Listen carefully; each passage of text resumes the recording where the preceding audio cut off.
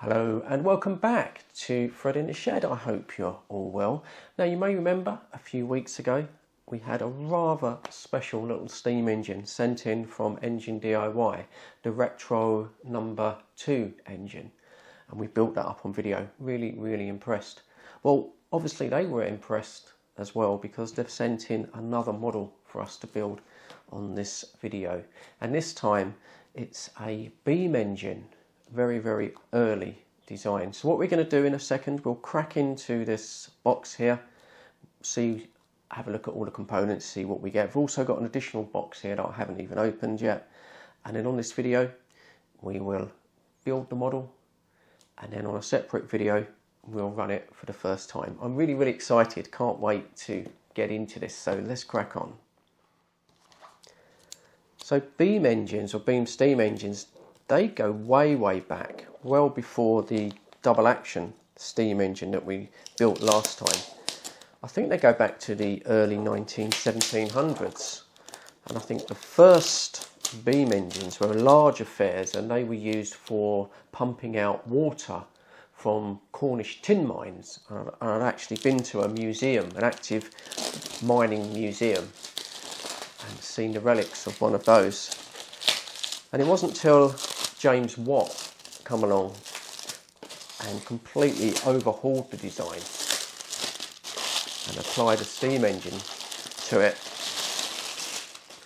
that we had the beam steam engine, which is also known as the Watt engine, as he did so much work on it. And here it is. Let's have a look inside the box here. So I think this is going to follow the same system as the last engine we built. So there'll be a pictorial instruction guide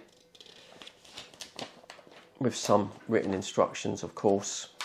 There we go, and these are basic written instructions. I mean, these generally are 14 years and above, and that's because we'll be using an alcohol burner, which can be quite dangerous, and of course live steam can burn as well. But anyone that's used to handling nuts and bolts, Meccano, things like that, even Lego, to be honest, you'll have no trouble in building this with a little bit of patience. Component list. Now what I found with these kits before is you have to be very careful that you don't lose anything, because unfortunately they don't give you any spares, which is a bit of a bugbear. Well, Esco used to at least give you a little bag of spares. So here we go. This is an explosion of all of the components that you're going to get into the engine, all of the complicated stuff like the governor and the crossbeam assembly, which you can't see, but the crossbeam assembly, all of that is going to be pre-constructed. It's nothing too technical.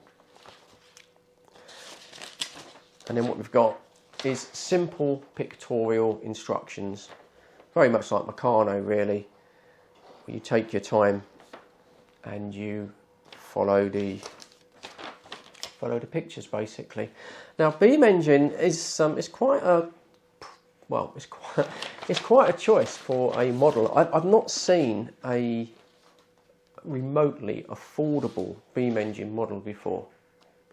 They've always been hyper expensive, really expensive, and that's because beam engines by their nature, other than that double acting engine that we built last time, beam engines by their nature run very slowly, and it's very hard to get models to run very slowly, smoothly, without stalling. So this one's going to be quite interesting to see how it runs.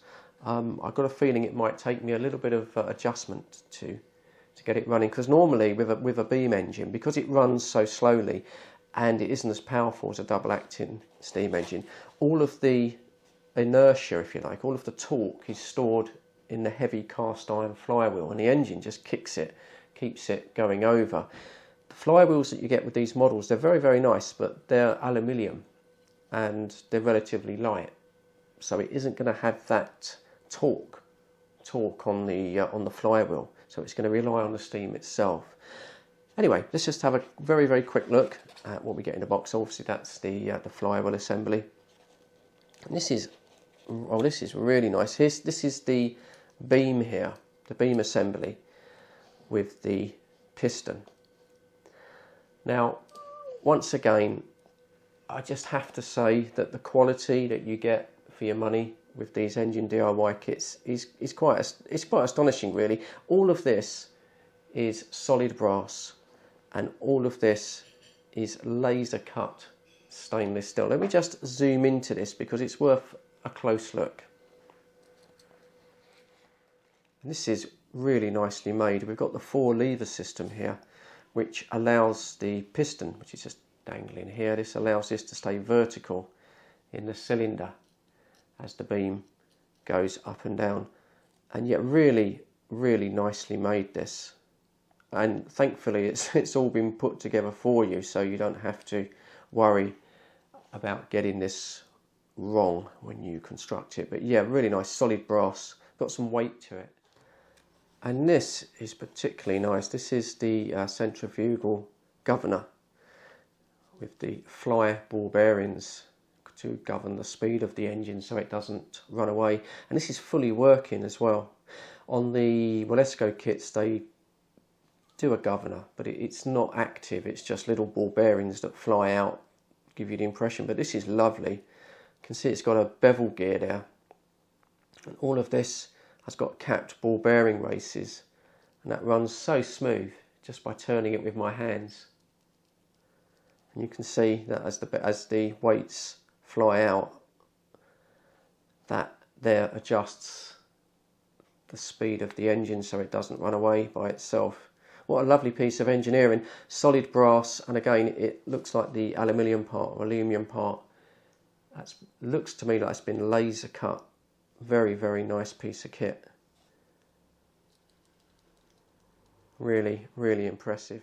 And again, here we have the rod assembly with the spool valve that will go into the engine cylinder block itself, and the eccentric at this end. And once again, it's full ball bearing race. Really smooth. And this part is brushed, laser cut stainless steel. Really nice. This is the heart of the engine, and this is the cylinder block assembly, and this has really got some weight to it. This is a lovely machined solid piece of brass with the cylinder itself. I can't see any soldering, so I think this might be threaded into the head itself.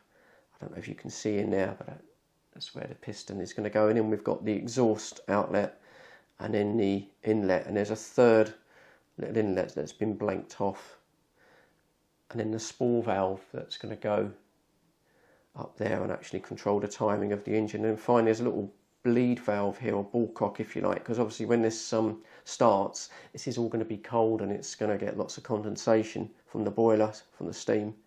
Now imagine it will be a very machined friction fit for the piston that's going to drop into the cylinder, and I'll need to fill this with oil so that we can achieve some compression, because there's no compression rings on the piston itself. Well, yeah, what a lovely piece of engineering. That's really got some weight to it. Let's just have a quick look at the rest of the components. I'll try not to drag this out too much. So into the bottom layer of the box itself, the tools that you get with the kit, I mean, these are okay. It does come with this stainless steel spanner. I did use this last time, and I'll try and use it again this time. It's a little fiddly. You might want to use your own tools. I'm sure a lot of you have. And you've got little Allen keys as well. Also a pair of tweezers, which is quite useful for adjusting the boiler release valve or throttle regulator. Got a few silicone rubber drive pulleys and a few extra seals. This is the assembly for the spirit burner or alcohol burner. And then once again we have, this is all brushed laser cut stainless steel. This will be the boiler housing, the hot box if you like. That's the little spirit burner there. We're probably going to use methylated spirits on this one. I'll get to this in a second. Box of nuts and bolts and solid brass standoffs. I believe these are the same, so these are probably going to be M3. Just have to be very careful, because they don't supply you with a packet of spares as far as I'm aware, so you could end up spending more time looking for one of these if you drop them. So just be really careful. Right, let's get on to the good stuff. So here is the boiler. It's the same boiler as on the 02 model. So it's about 100 millilitres of distilled water to fill it completely to full. I'm going to run it on slightly less, probably half that, because I found the warm-up time on the last model was very, very high, and I did get a lot of condensation. So probably going to run it on slightly less. But this is weighty, this is heavy. It's quite a unique design. Instead of soldering the end caps, they run a large brass bolt all the way through the boiler there to the sight glass eye levels, which I think is quite an interesting design.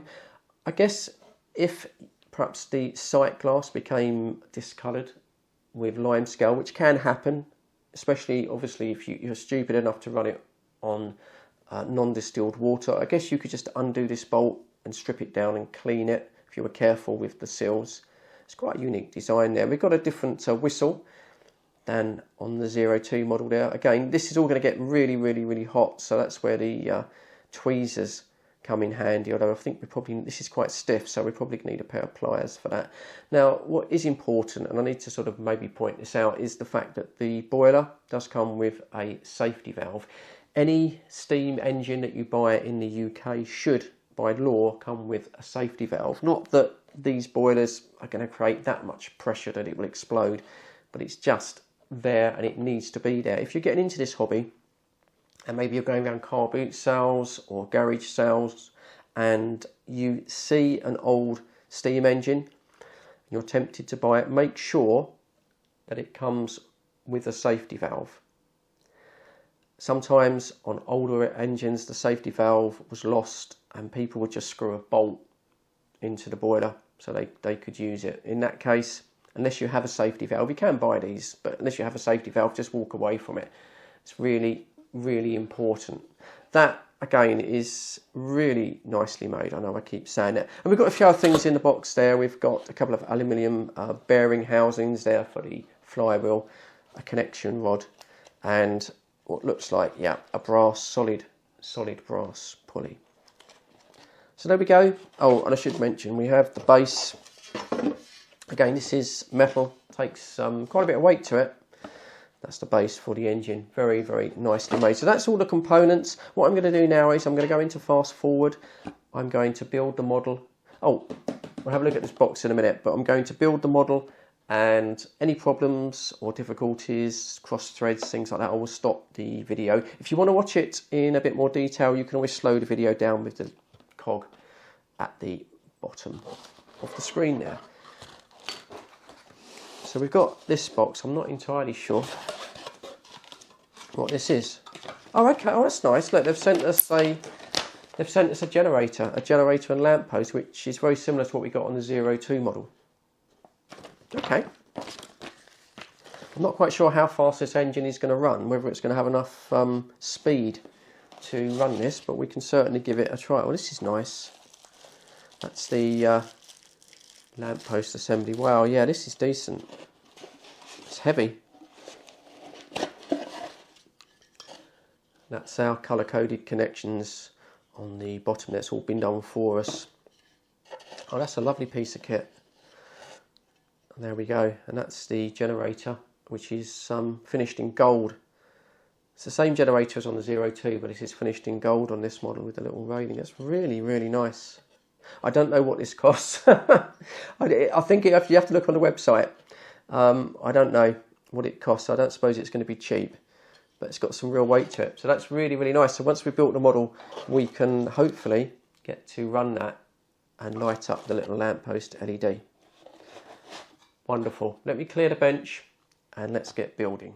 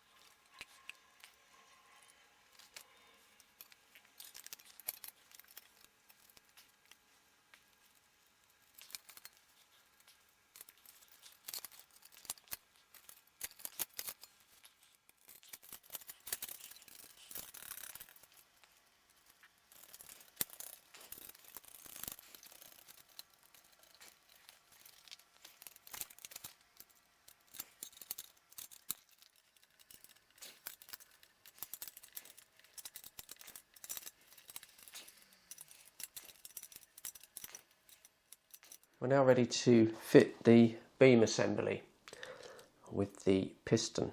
Now there is a set of separate guide instructions for this.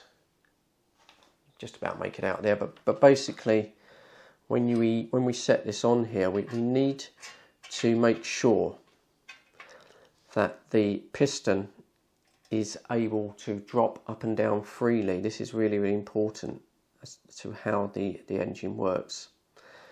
And so there is straight away there's a lot of resistance there. So we've got a few adjustments that we can do on this beam. It will need oil, of course, to get it to run free. I've got a feeling I might have to slacken off some of the mounts on the bottom here to get this to work, because I say at the moment there is quite a bit of resistance there. So yeah, it's a little bit of tinkering needed to make sure this is perfectly aligned so that it drops down by gravity. Okay, this is actually a little bit tricky, to be perfectly honest. Trying to get this to free up just by, it says on the instructions, just by adjusting this little grub screw here, or maybe the one on the top. But it seems to be catching on the sides of the cylinder. But I've just noticed, and it doesn't mention this in the instructions, but if you turn the model upside down, hopefully you can see, I think you can, there are 4 indentations, or 4 little holes, cut out of the base, and that allows you to undo the bottom of the cylinder block housing.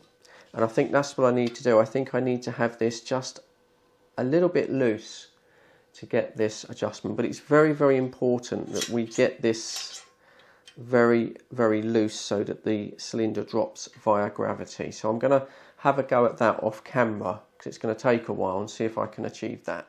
Right, now I've got this very loose, I can then carefully just tighten up the pedestal grub screw, testing it all the time that it still is loose. It's quite tricky, this bit. I'm going to say you need to take your time on this. I think that's got it. I wonder how many people don't understand this, make the model, and then are disappointed that it doesn't run properly. I think that's about as good as I can get it. Right, let's crack on with the build.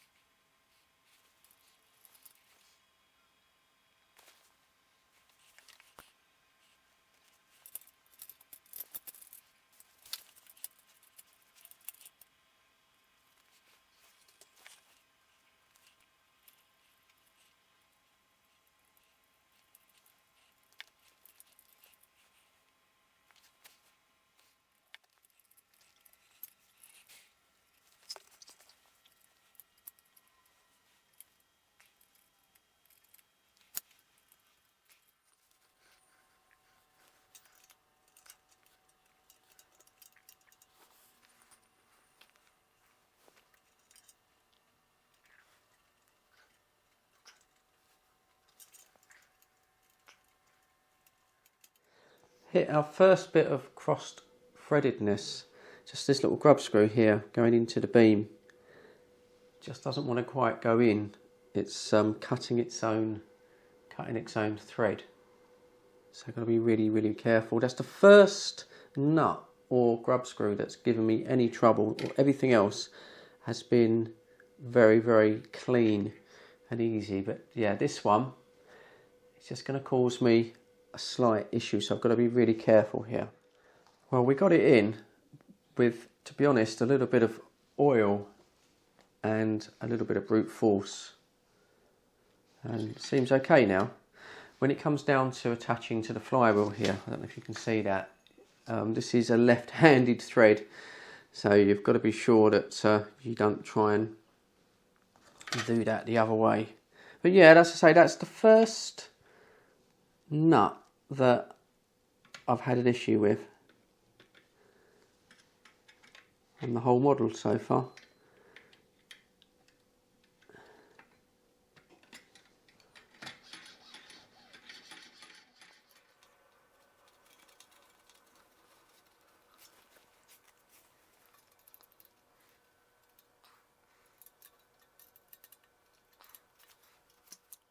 Just made a silly mistake, which I'll share with you. I've just put the spinning ball governor in and then not realised that there's a little bit of silicone tube needed. So that fits into the cylinder there, which is another reason why I've left this loose, because this will have to be adjusted.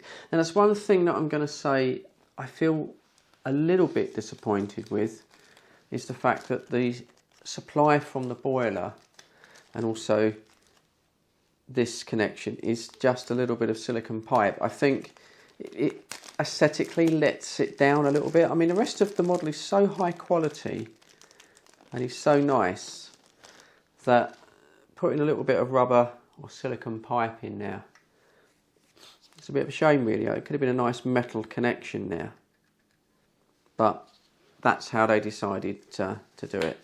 So I've got to take this off and remember to put the pipe in. Never mind, that's what it's all about.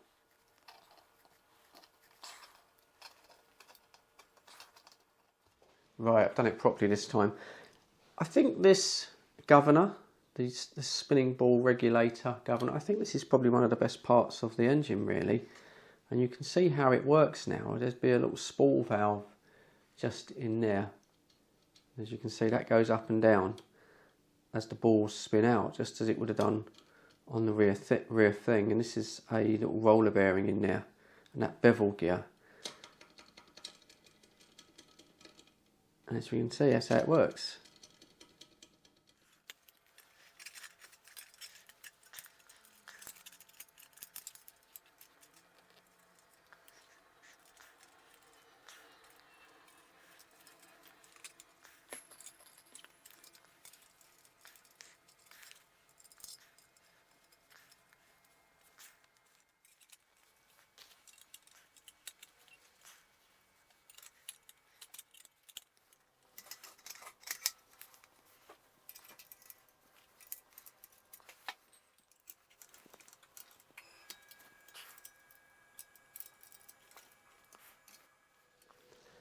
So then the very last thing is just to connect the silicone tube here to the supply from the boiler to the piston. Make sure we get that on as tight as we can.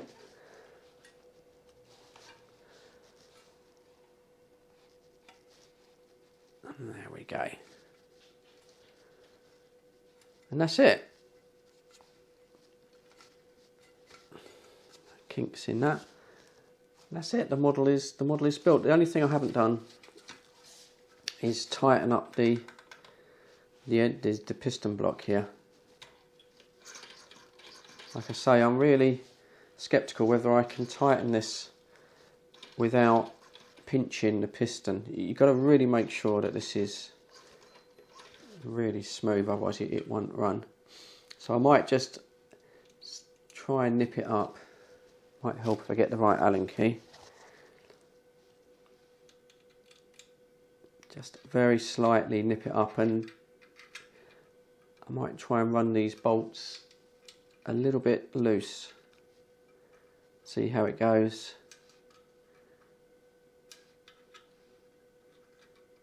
It may be okay now I've got the feed tube on it. The trouble is, every time you move it or try and tighten the bolts, it seems to seize up. Yeah, see, that's seized up. So it's very tricky. It's very tricky. Right, I'm back. I've just managed to just nip those bolts up. Everything seems quite tight and the model's running smooth, but I don't know. See how it goes, but I think those need to be very, very slightly loose. Can't have any friction on that piston. But there it is, and what a lovely piece. What a really nice piece of engineering. I mean, you can criticise everything, of course, but even if you never even if you never run it. It's just, beam engines are so rare in model terms. They're so expensive normally. And this one is absolutely superb. Especially with the little swing ball governor there. Really, really nice. And I say the boiler with the sight glass. Yeah, very impressed. Very impressed. Very impressed indeed. Really, really nice. So that's it for the build on the model. As I say, I'm not going to run it on this video because it's a bit late in the day for me anyway. Oh, I had this, by the way. I couldn't make out what this was for, but of course it's going to be a catch tray for the exhaust that's going to come out through the base there, so that goes underneath, which didn't have that on the last model. You do get a pack of spare parts. It says that you get some, well, it shows you've got all of the seals there, and it looks like belts. That might be the silicone seals for the boiler. Looks about the right size. But as I said before, what you don't get, you don't get any spare M3 bolts or probably those little grub screws. And it wouldn't cost anything really just to drop a couple of those in, at least one each. Because if you drop them on the floor, you're going to be looking for them forever. That's my only criticism. Molesco always gave you a little packet of spare parts in case you drop one. There we go, that's it. What a lovely thing. So join me on the next video and we'll oil this up. I'll show you the fuel that I'm going to use. I'm going to use a different type of fuel this time because my last time we sooted up the boiler. We'll probably do the same thing again. But join me on the next one. We'll go through the lubrications, through the fuel, and then we'll run it for the first time. And I really, really can't wait. Anyway, thank you very much for your view time. I appreciate you dropping by. As always, cheers. Stay safe and I'll catch you all on the next one. Cheers, guys. Fred's in the shed where the magic unfolds. Fred in the shed with his trusty CB. He's a friend to the lonely on a frequency.